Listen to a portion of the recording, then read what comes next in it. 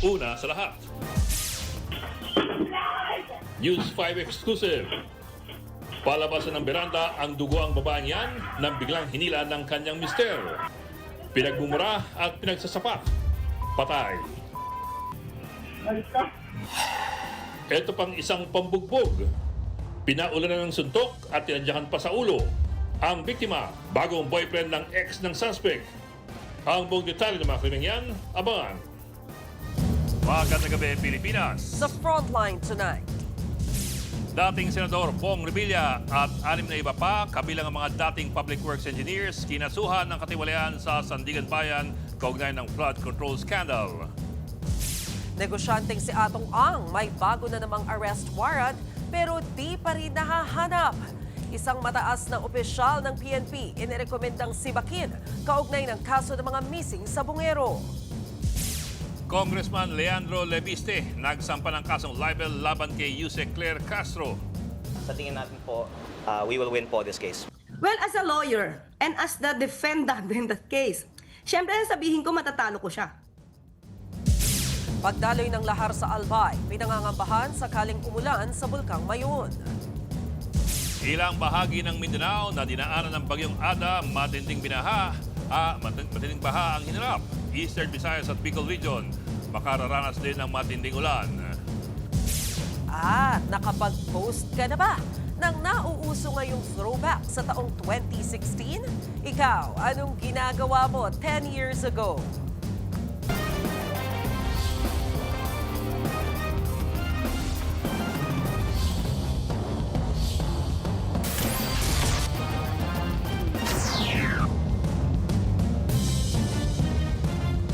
Kinasuhan ng katiwalian sa Sandigan Bayan si dating Senador Bong Revilla kaugnay po ng Ghost Flood Control Project sa Bulacan. Dawit din ng 6 na iba pang dating engineer ng DPWH. Ito na ang ikatlong kasong iniakyat ng Ombudsman sa korte kaugnay ng flood control scandal. Nasa frontline ng balitang yan si JC Cosico. Bungkos-bungkos ng mga dokumento ang bit-bit ng mga tauhan ng Ombudsman na magpunta sila sa Sandigan Bayan. Yan ay para kasuhan ng graft at malversation. Sina dating Senador Bong Revilla at 6 na dating opisyal ng DPWH Bulacan 1st District Engineering Office. Kabilang dyan sina Assistant District Engineer Bryce Hernandez at Engineer JP Mendoza. Kaugnay yan ng 92.8 million pesos Ghost Flood Control Project sa Pandi, Bulacan. Following an exhaustive investigation in collaboration with the Department of Justice involving the examination of voluminous documents, conducting field verification, and assessment of sworn statements from community witnesses, the Office of the Ombudsman determined that there exists probable cause to file criminal charges. Base sa findings ng Ombudsman, nagsabwatan ng mga sangkot para mailabas ang nasa 76 million pesos na pondo para sa konstruksyon ng proyekto sa Barangay Bunsuran. Idineklara yang kompleto pero walang naitayong proyekto. Thereafter, to facilitate the release of the entire project cost, the respondents are found to have falsified accomplishment reports, issued fraudulent billing documents, and endorsed disbursement vouchers. No bail o walang piyansa ang nirekomenda ng Ombudsman sa kasong malversation. Hiniling din nila sa Sandigan Bayan na agad na maraffle ang kaso sa dibisyong hahawak nito, pati ang agad na paglalabas ng warrant of arrest at whole departure order laban sa mga sangkot. Noong isang taon, kinuwento sa Senate Blue Ribbon Committee ni dating DPWH Undersecretary Roberto Bernardo na kumukubra umano si Revilla ng 25% na commitment o kickback sa mga proyekto ng DPWH. Wala pang pahayag si Revilla at ang iba pang akusado kaugnay ng kasong iniakyat ng Ombudsman sa Sandigan Bayan. Pero una na yang itinanggi ng dating senador ang kasong kinakaharap ngayon ni Revilla, ang ikatlong flood control case na iniakyat ng Ombudsman sa korte. Noong November 2025, sinampahan ng kasong malversation at graft sa Sandigan Bayan sina dating Ako Bicol Party List Congressman Zaldico, mga opisyal ng DPWH Mimaropa at SunWest Incorporated. Kaugnayan ng 289.5 million pesos na substandard road dike project sa Nauhan Oriental, Mindoro. Sinundan yan ng pagsasampa sa Digos Regional Trial Court noong Disyembre ng kasong malversation at graft laban sa mga opisyal ng DPWH Davao Occidental at ng St. Timothy Construction kabilang si Sara Diskaya. Dahil naman ito sa 96.5 million peso Ghost Flood Control Project sa Jose Abad Santos. Inilipat kalaunan ng kasong yan sa Lapu-Lapu City RTC sa Cebu. This sends and should send a clear message. Those who misuse public funds will be held accountable under the law. As we have repeatedly and consistently stated, the Office of the Ombudsman will pursue these cases firmly, independently, and without fear or favor. Nagbabalita mula sa Frontline, JC Cosico, News 5. Malapit na raw sa dulo ng mga investigasyon ng Independent Commission for Infrastructure o ICI. Iisipin pa raw kung anong mangyayari sa komisyon kapag natapos na ang kanilang trabaho. Narito ang aking report. Hanggang ngayon, hindi pa tiyak kung ano ang magiging kapalaran ng Independent Commission for Infrastructure o ICI. Sa ambush interview kay Pangulong Bongbong Marcos, sinabi niyang nakadepende sa dami ng trabahong natitira ang desisyon kung bubuwagin ba ang komisyon. Kung matapos na yung trabaho nila, we will see what they can do next. But they really are coming towards to the end. Lahat ng kailangan imbestigahan na nila. Maybe there are one or two other loose ends that they have to clear up. Nauna nang sinabi ni ICI Special Advisor Rodolfo Azurin na plano nilang sumulat sa Office of the President para linawin ang plano para sa ICI. Pinag-aaralan pa ng Pangulo kung magtatalaga siya ng kapalit ng dalawang nag-resign na commissioners. September 2025 nang buuin ni PBBM ang komisyon na mag-iimbestiga sa mga anomalya sa flood control at iba pang infrastruktura sa bansa. Sa inilabas na pahayag ng ICI, inihinto raw muna ang trabaho ng komisyon dahil sa pagbibitiw ng dalawa nitong miyembro. Base sa executive order, kailangan ng hindi bababa sa 2 miyembro para makagawa ng formal na desisyon ng komisyon. Sa ngayon, habang wala pa raw bagong mga commissioner, inaayos at iniingatan muna ng ICI ang lahat ng dokumento at ebidensya. Ito raw ang isusumite sa Pangulo para makapagdesisyon na ito sa magiging kapalaran ng komisyon. All depends on the work that ICI still has in front of it. Pag kailangan pa, then we will. But if the work is done, kung naibigay na lahat ng information sa DOJ at saka sa Ombudsman, then the focus now of the investigation will go to the DOJ and the Ombudsman.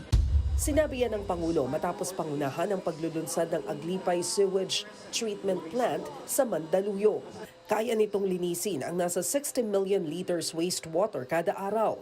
Inaasahan na magbebenepisyo rito ang 650,000 na residente ng Mandaluyong, San Juan at Quezon City.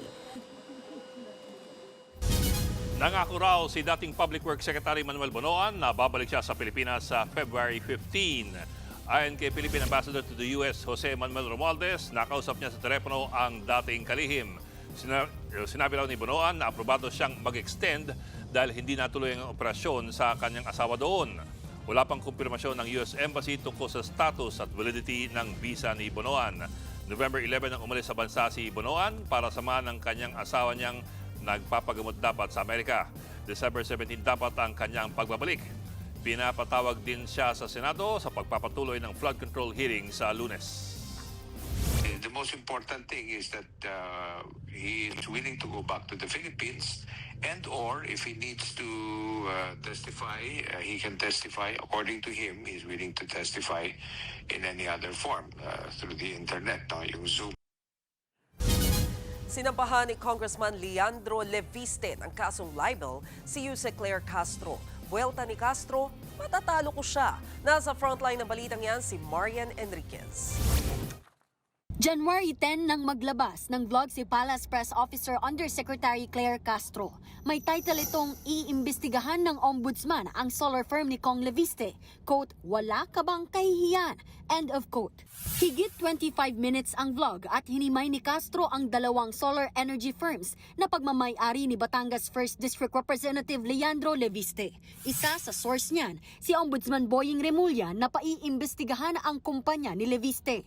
Ang vlog na yan ni Castro ang inirereklamo ngayon ni Leviste.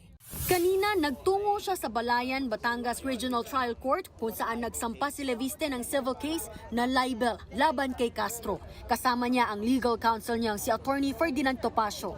Sa 22 pages na dokumento, inisa-isa ni Leviste ang umano'y ugat ng libelous statement ni Castro sa kanyang vlog.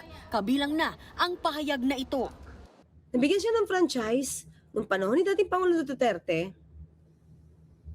Binenta niya yung controlling at yun na dapat. Tama ba? Dapat merong may basbas. Sinita rin ng kongresista ang sinabi ni Castro na maka-Duterte siya. Isinaad din sa reklamo ang pagbabasa ni Castro ng news articles at impormasyong galing sa Artificial Intelligence o AI at may side comment pa na ibinenta umano ni Leviste ang kanyang solar firm. Pinalalabas daw ni Castro na ibinenta ni Leviste ang isa sa kanyang mga solar company kahit may congressional franchise ito.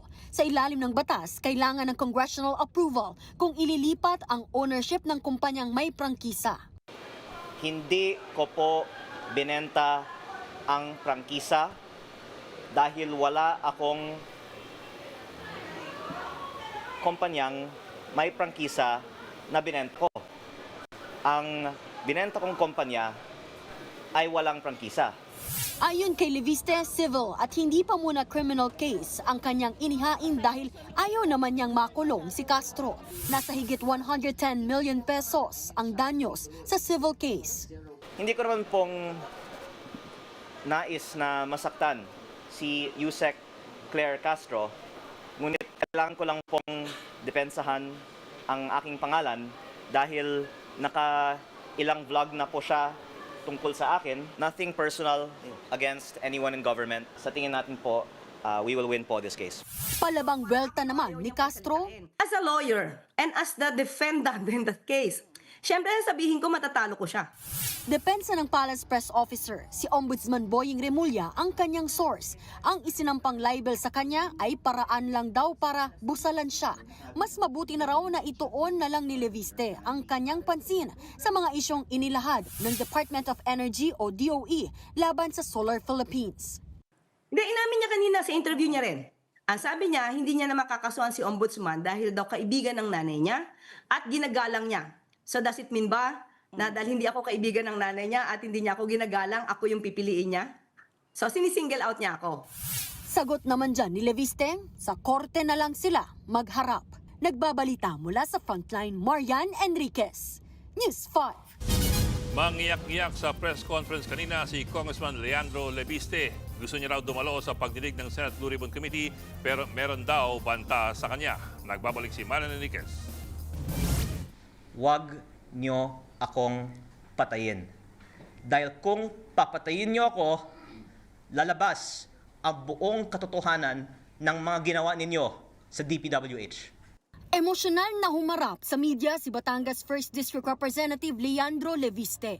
Nalalagay daw ang buhay niya sa peligro dahil sa mga ebidensyang aniyay hawak niya kaugnay ng mga anomalya sa Department of Public Works and Highways o DPWH. Imbitado daw siya sa pagdinig ng Senate Blue Ribbon Committee sa Lunes pero hindi niya masabi kung makadadalo ba siya kahit gusto niya. Dahil marami nga pong nagsasabi na huwag kang magsalita at baka kung ano pang mangyari sa'yo. Kaya, ang mga files na hawak ko ay nasa mga USB. At kung may mangyari man sa akin, lalabas ang buong files na hawak ko. Kaya ko po sinabi na hindi ako sigurado na makakarating ako sa Blue Ribbon Committee hearing dahil kung babasehan ko po sa mga ipinarating na sa akin at sa aking ina, hindi ko po alam kung ano po ang mangyayari sa akin bago mag-Blue Ribbon Committee hearing. Pero bago matapos ang press con, nilinaw ni Leviste na hindi death threats ang kanyang natatanggap. I don't receive most of the threats directly. Nabanggit ko naman na po noon na yung nanay ko yung kinakausap dahil kung tatawagin nila ako, papangalanan ko sila. At ang karamihan ng mga threats ay tungkol sa mga kaso, hindi naman papatayin ako. Pero ang pinapahiwatig ay buong gobyerno daw ay aatake sa akin kung ako po ay magsasalita. Nauna nang sinabi ni Leviste na ilalabas niya lang ang buong Cabral files kung papayag ang DPWH o ang Ombudsman. Pero ayon sa Ombudsman, inaalam pa nila kung lehitimo ang Cabral files lalo't patay na ang makakakumpirma nito na si dating DPWH Yusek Catalina Cabral. Una na ring sinabi ng Malacanang na dapat imbestigahan ang naturang dokumento at kung paano ito nakuha ni Leviste. Giniit na dati ng DPWH na persahan itong kinuha ng kongresista noong nabubuhay pa si Catalina Cabral, pero itinanggi ito ni Leviste.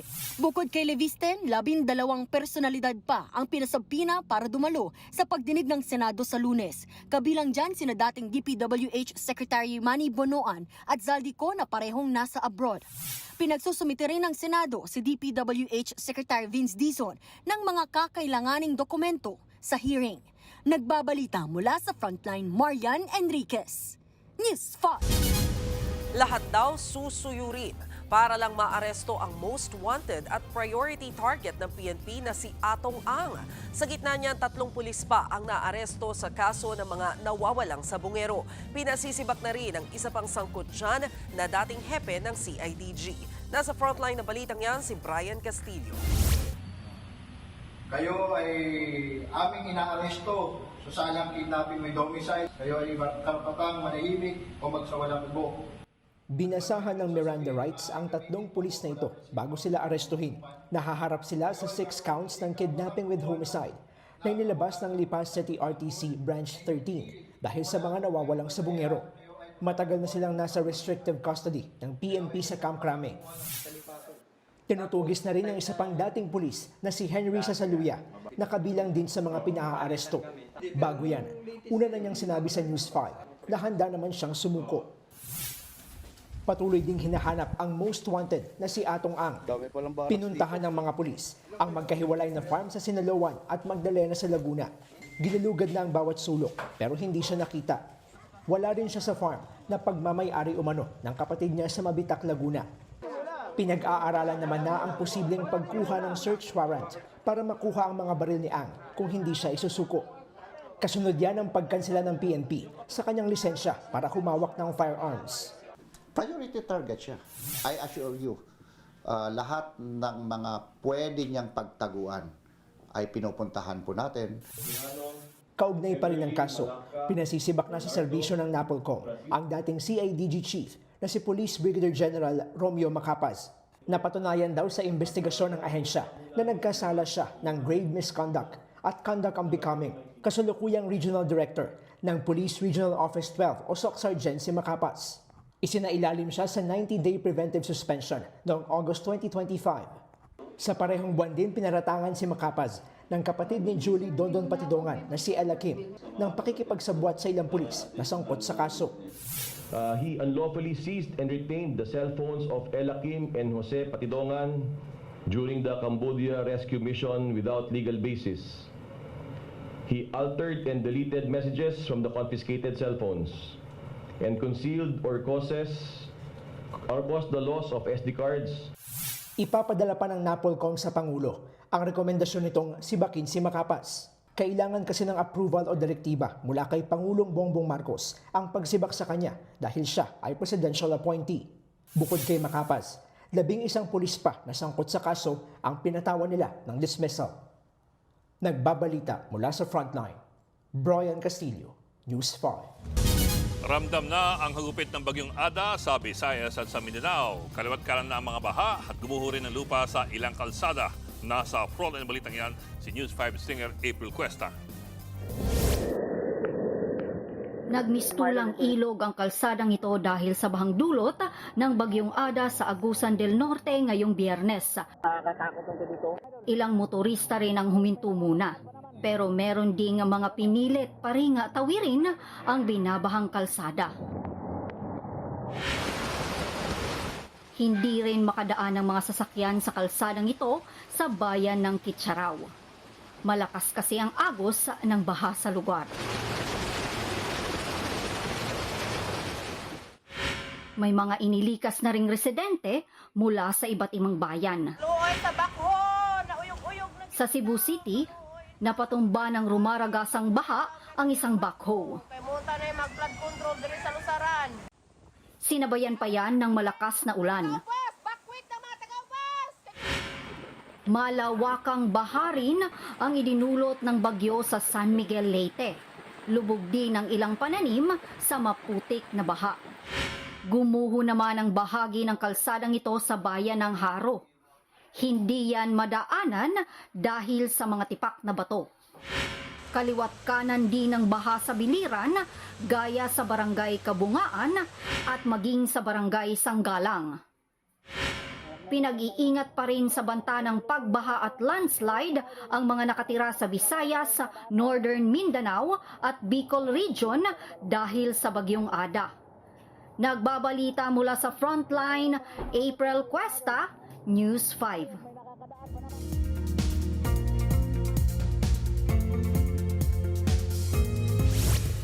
Bahagyang lumakas ang bagyong Ada habang patuloy na nagpapaulan. Nasa 75 kilometers per hour na ang lakas ng hangin niyan at nananatiling nasa tropical storm category.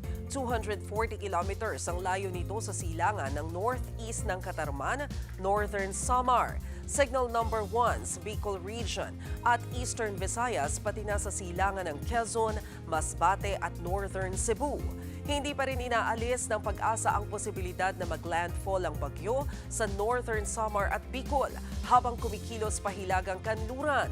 Ayon naman sa Metro Weather, posibleng kumurba ang bagyong Ada pasilangan dahil yan sa pagtulak ng high pressure area mula sa kanluran at hilaga. Nakikitang lalakas din ang bugso ng hanging amihan na posibleng magpahina sa bagyo.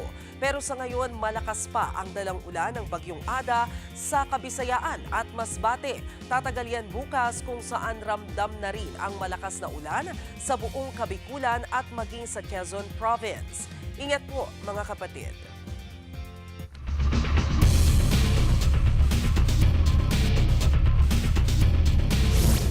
Pinangambahan ang ulan na dala ng bagyong Ada sa Albay. Posible kasing tumalo yung lahar mula sa nag-alborotong Bulkang Mayon. Nasa frontline ng balitang yan si Mon Gualvez. Kahit bumubuhos ang malakas na ulan, tuloy pa rin sa paglalagay ng sandbag ang mga residente ng Barangay Masarawag sa Ginubatan, Albay. Ito ang magsisilbi nilang pangharang sa mga bahay oras sa bumaha sa kanilang lugar. Hindi lang kasi basta tubig ang rumaragas sa kapag umuulan, kundi lahar na may kasama pang malalaking tipak ng bato mula sa nag-aalboroto pa ring Bulkang Mayon.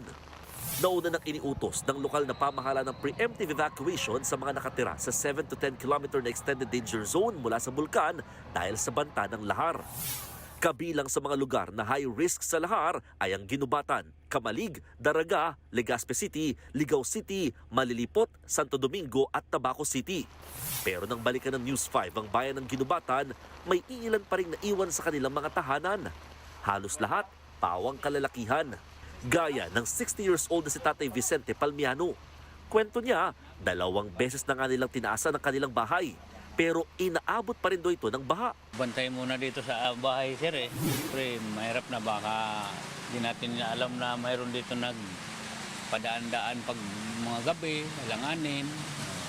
Mga manakaw. Alam naman nila yan na walang taongan niya o samantalahin.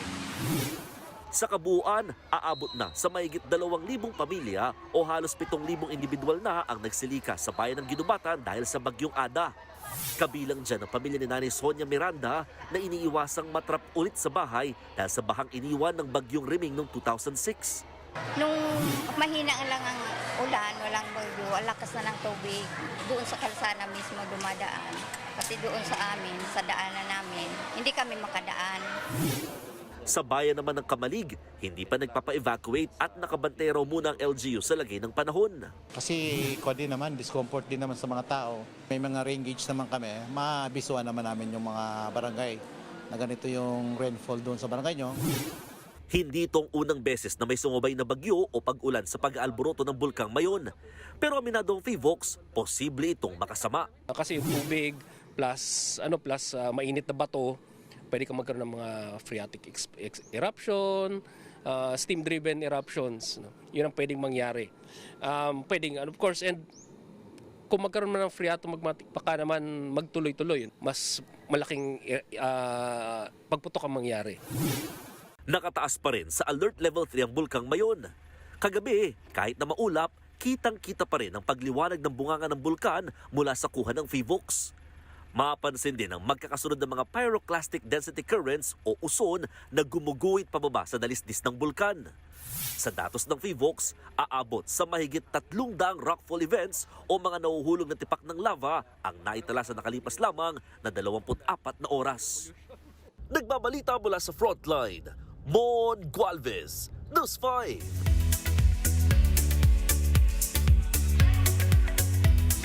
Showbiz tonight na tayo. Dinumog ang Totoy Bato Stars sa kanilang kapatid Sugod Fiesta sa Sinulog Festival sa Cebu City. Present sa celebration, sina Diego Loizaga, Andrew Mulat, Christine Bermas at Angelica Hart sa bagong food and tourism hub ng Cebu na Puso Village. Non-stop ang celebration nila dahil nakipagkulitan pa sila sa fans sa isang mall. This time with Jen V. Carmela Lorzano at kapatid host na si Sam Coloso. Nag-perform pa nga dyan sina Carmela at Andrew ng Totoy Bato na lumapit pa sa audience. Subaybayan sila sa Totoy Bato 8 p.m. after Frontline Pilipinas dito lang sa TV5. Tatag ng samahan. Yan daw ang highlight ng much-awaited finale ng concert trilogy ng P-Pop Kings na SB19. Ibinida nila yan sa recent endorsement event nila sa Cebu City. At kahit jam-pack ang schedule ng Mahal 5, all smiles pa silang nakipagkulitan at tsikahan.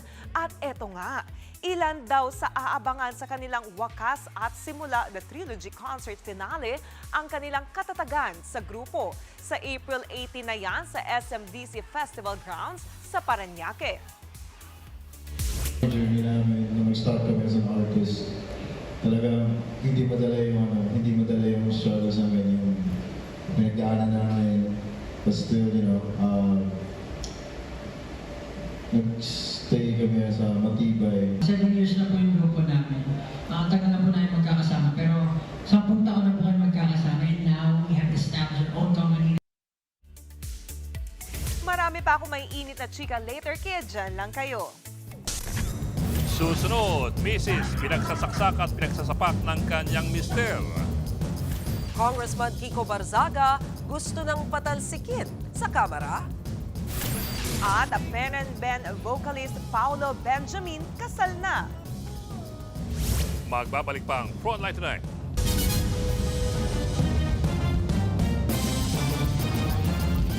Mga kapatid, Ed Lingaw po, maging maalam at may pakialam sa mga napapanahong balita sa ating bansa. Para sa mas malilimang pagtalakay at paghimay sa mga issue at headlines, mag-follow at mag-subscribe sa social media pages ng News 5.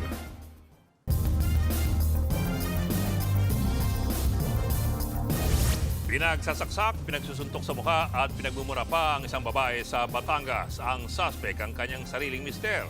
Nasa frontline ng balitang yan, si Mr. News 5 exclusive, Gary De Leon. Duguan ng babaeng yan. Halatang hinang-hina nang itapak niya ang isang paa sa labas ng kanilang veranda sa San Jose, Batangas. Sumulpot ang isang lalaki. Hinila sa damit ang babae pabalik sa veranda. Ang biktima, nakapaupo na lang habang nakakapit sa bakal na gate. Hinawakan siya sa mukha ng lalaki at tila pinaghampas. Sinabunutan pa hanggang sa mapahiga. Hindi na pumapalag ang babae kahit gigil siyang pinagsusuntok sa mukha habang pinagmumura ng lalaki. Iniwanan ng sospek ang dugang biktima saka pumasok sa loob ng kanilang bahay. Nagawa pang makatayo ng biktima. Naglakad siya palabas ng beranda. Naputol na ang video pero hindi na rin nakalayo ang babae at natumba rin. Sa tapat ng veranda, natagpuan ng mga pulis ang bangkay ng babae. Base sa investigasyon, mag-asawa ang sospek at biktima. Sila lang daw ang magkasamang nakatira sa kanilang bahay. Si Mrs. inaalaga ng mister niyang may diabetes. Sa kabila niyan, pinagseselosan siya ng mister na sospek. Bago ang manakunan sa CCTV, yan daw ang pinag-usapan ng mag-asawa. Pero humantong ito sa pagtatalo hanggang sa nauwi na nga sa malagim na pananaksak. Based dun sa sinasabi niya dun sa CCTV, yung words na pinindiho mo ko, so niloko mo ko, yun yung initial natin na assessment. Ang motive ay selos. Agad nagsagawa ng manhunt operation ng Batangas Police. Hirap na maglakad ng suspect, dala ng kanyang sakit, kaya tingin nila ay hindi pa ito nakakalayo. Nagpalipad na ng drone ng mga pulis. Nakita sa thermal scanner na may heat signature ng tao sa isang balon. At doon na nga natunto ng suspect. Nahanap natin yung suspect na nagtago sa balon. Around 12 feet yung taas. Yung balon na yun ay malapit lang dun sa place of incident sa bahay nila. Around mga 20 to 30 meters. Kasi balon nila yun sa compound. Doon siya nagtatago at mahina siya. Dinala muna sa ospital ang suspect para i-check ang kanyang kondisyon. Sinampahan na rin siya na reklamang parricide. Nagbabalita mula sa frontline, Gary De Leon, News 5. Target ng tapusin ang search and rescue sa gumuhong landfill sa Cebu City ngayong linggo. Pinangangambahan namang lalong nagpapahirap sa paghahanap sa mga natabunan ng guho ang paparating na bagyong Ada. Nasa frontline ng balita, si John Aroa ng News 5 Visayas. Pang-8 araw na ngayon mula nang gumuho ang Binalo landfill sa Cebu City. Umaasa pa rin ang mga rescuer at ang Cebu City government na may matatagpuan pang buhay mula sa guho. Sa huling tala, 31 na ang mga bangkay ang nahukay mula sa ground zero ng gumuhong landfill. 5 pa ang nawawala, 18 ang sugatan kung saan 14 na ang nakalabas ng ospital. 4 pa ang nagpapagaling sa paggamutan, kabilang ang 3 nasa intensive care unit o ICU. Ayon kay Cebu City Mayor Nestor Archival, posibleng matapos ang search and rescue ngayong linggo. Pero nangangamba ang mga rescuer sa paparating na bagyong Ada. Posible kasing lumambot at bumigay ang gumuhong basura bunsod ng ulan. May mga safety officers naman daw sila sa lugar. May K9 units na rin para makatulong sa paghahanap sa mga biktima. Para kay Cebu City Councilor Dave Tumulak, nakikipagkarera ngayon ang mga rescuer sa pagtama ng bagyo. Kailangan matapos natin to kasi awang-awa na tayo sa mga responders natin. 1 week na, and then naawa din sila sa pamilya kasi yung mga pamilya nandun. Palaging nag-aabang kung merong mailabas na katawan. Aminado rin ang mga otoridad na mahirap ang pag-locate ng katawan dahil sing taas ng 15 hanggang 20 palapag ng basura ang tumabon sa mga biktima. Pero hindi raw sila titigil hanggat hindi mahanap ang lahat. Nagbabalita mula sa frontline, John Aroa, News 5, Visayas!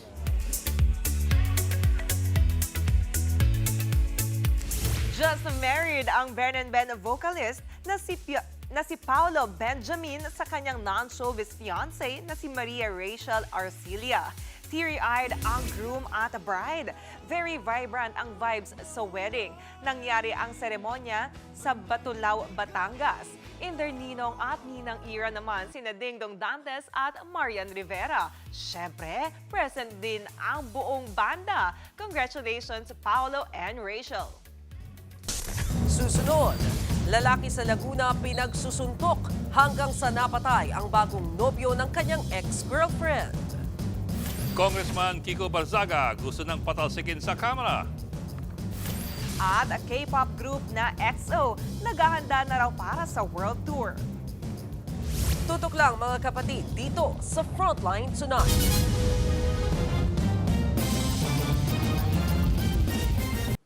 Mga kapatid, Mean Los Baños po, huwag magpahuli sa mga balita at impormasyong dapat ninyong malaman. Para sa mas malawak na balitaan at diskusyon, mag-follow at mag-subscribe na sa social media pages ng News 5.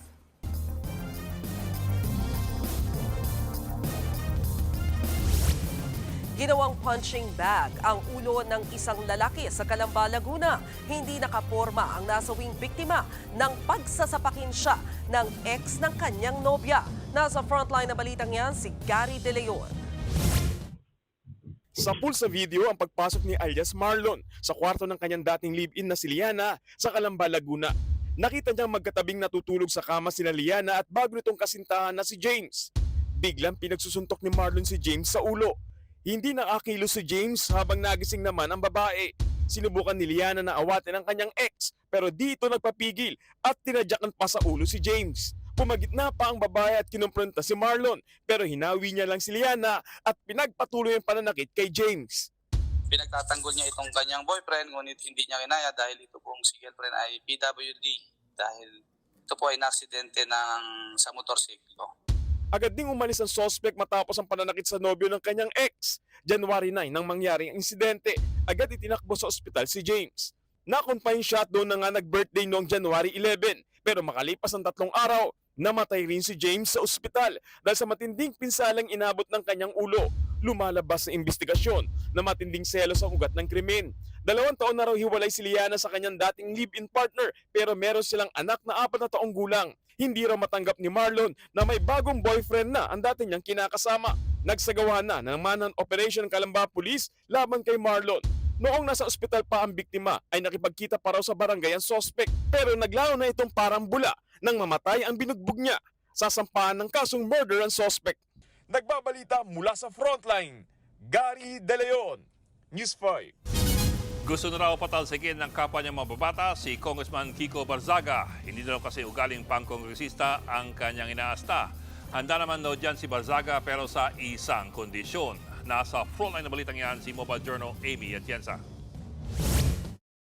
Tila napuno na ang ilang kongresista sa mga ginagawa ng kanilang kasamahang si suspended Cavite 4th District Representative Kiko Barzaga. Noong Desyembre, binigyan ng 60-day suspension si Barzaga kasunod ng inihaing ethics complaint bunsod ng mga mapanira niyang post sa social media. Kabilang dyan ang mga paninira sa mga opisyal. Good afternoon. Good afternoon, Kiko. Kamusta na yung kaso ni Tito Romualdez mo? Yung ano pala? Oh, ayaw sumagot. Ayaw sumagot, natatakot. Huwag ganyan, boss. At ang pambabastos sa kapwa mambabatas kahit nasa plenaryo. Sa kabila ng suspensyon, mukhang hindi raw natuto ang bagitong kongresista ayon kay Deputy Speaker Ronnie Puno. Baka dapat daw tuluyan ang ma-expel o tanggalin sa Kongreso si Barzaga. Hindi talaga ito behavior ng tunay na mambabatas eh. Parang naging laro-laro na lang. So I think it demeans the House to have somebody like him there. So baka naman the House will consider expelling him na lang para wala nang ganyan na problema. Kasi it doesn't look as if there's going to be any end to this problem unless he is removed. Kahit pa nga suspended, pinatutsadahan ni Barzaga ang kamamatay lang na kongresistang si Antipolo 2nd District Representative Romeo Acop na aniyay nagdurusa na raw sa impyerno. Kasunod niyan, inakusahan din ni Barzaga ang mga dati niyang kasamahan sa National Unity Party na tumanggap umano na suhol mula sa negosyanteng si Enrique Razon para suportahan ang speakership ni dating House Speaker Martin Romualdez. Burado na ang post na yon ni Barzaga pero idinamanda na siya ng cyber libel ni Razon. It was the Facebook posts which Congressman Barzaga made on his Facebook account last January 9. What we consider to be the defamatory statement. 110 million pesos ang hinihinging danyos mula sa kongresista. Una nang sinabi ni Barzaga na handa niyang harapin sa korte si Razon. Kasi lahat kami na nandun sa party na tinutukoy ni Barzaga, ay pakiramdam namin kami na libel din kami kasi parang sinusuhulan kami. So baka next week baka hanggang 40 yung mga suits na mapapile laban sa kanya. Plano rin ng NUP na buwagin ang kanilang Dasmariñas chapter kung saan nakabase si Barzaga. Bubuo raw sila ng bagong chapter sa lugar. Sa isang social media post, sinabi ni Barzaga na tatanggapin niya ang expulsion sa Kamara kung tatanggalin din sa pwesto ang mga sangkot sa flood control scandal. Nagbabalita mula sa Frontline, Amy Atienza, News 5. Nagbabala ang Department of Finance sa masamang epekto ng flood control scandal sa paglago ng ating ekonomiya. Ayon kay Finance Secretary Frederick Go, bumagal ang gasto sa infrastruktura dahil sa iskandalong yan. Ngayong unang quarter ng 2026, plano ng gobyerno na gumastos ng hanggang 250 billion pesos para sa mga infrastructure project. Titiyakin daw nitong mapupunta sa tama ang pondo ng bayan. Dagdag pa ng DOF, magpapatupad din sila ng mga reforma para naman manumbalik ang tiwala ng mga investor sa bansa. It doesn't matter if the budget is lower. What's more important is that money is well spent and spent wisely, because less money spent on productive and real concrete projects that really benefit the people are far better than projects with a higher budget that are not spent wisely. Abangan! Pati celebrities napa-throwback din sa taong 2016 sa nauuso ngayong online challenge. At BTS maglalabas na ng bagong album. Tuloy-tuloy ang balitaan dito sa Frontline Tonight.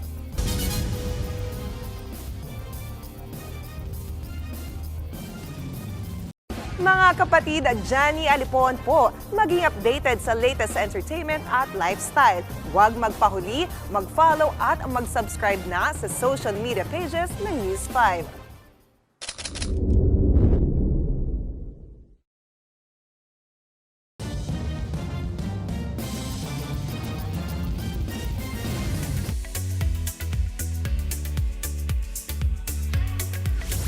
Mag-ingay mga Philo Armies. Maglalabas na ng bagong album ang K-pop group na BTS. Yan ay ang Arirang na hango sa kilalang folk song sa South Korea. Tampok dito ang 14 songs at ilalabas sa 16 versions including CD, vinyl at digital format. Sa March 20 na ang release ng Arirang pero available na ngayon for pre-save across music streaming platforms. Ito ang kanilang first album mula nang mag-hiatus ang banda noong 2022 dahil sa mandatory military service. Speaking of albums, may teaser photos naman ng K-pop group na EXO para sa kanilang comeback album na Reverse. Talagang pamatay ang face cards ng EXO members. Sa January 19 ang release ng kanilang ika-8 studio album. Bukod sa bagong music, naghahanda na raw ang EXO para sa kanilang world tour. Ayon sa ilang reports, sa April ang possible start ng kanilang concert. Wala pang details kung kasama ang Pilipinas sa stops. At yan ang latest and hottest sa Frontline Showbiz Tonight. Ako si Johnny Alipon. Happy weekend mga kapatid!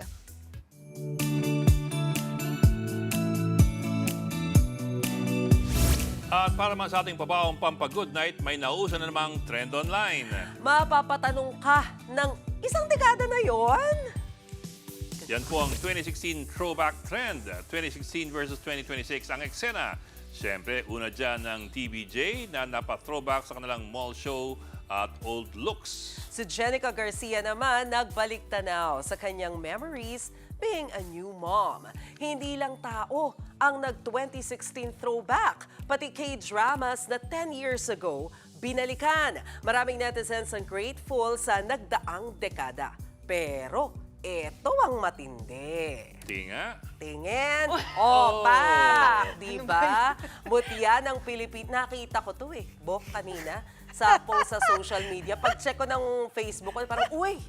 Mutya ng Pilipinas. Ibang level. Kasi pupost-post ka yan tuloy. Hindi ko may na-expect na magiging part ng ating pabaon. Bakit ang laki kasi ng text dun sa kaliwa? Dapat tinagal yung text para... Punta na lang sila sa social media ko. Ready. Nakapost pa doon. O ma-check. Ibang Hanggang part 3 level. pa yung post ko ngayon. Ang daming entry. Medyo marami-rami yung post niyang pictures As a workaholic tayo ng mga panahon na yun. Pero kunwari, nagulat ka pa dun sa... Hindi ko talaga alam. Tatlo pala yung post niya. Hindi, oo naman. Yung post, pero hindi ko alam nakasama sa pampaano. Sige Yun ang surprise sa kanya. Wow. Surprise! Wow! Okay, ito po, surprise para sa inyo sa Lunes.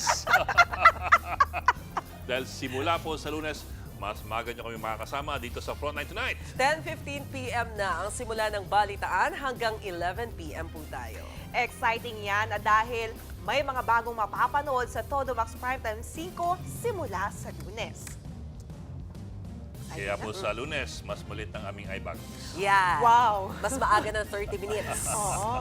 Okay, yan po ang 45 minuto pag-imay mga headlines. Balitaan at diskusyon para sa paghubog ng matalinong opinyon. Hanggang sa Lunes po, maaga na kami inyong kapatid sa Balitaan sa Public Service. Sa ngalan ni Mean Los Baños o Roseo, ako si Maricel Halili. Ako lang po si Adlingao, walang iwanan sa Frontline Tonight.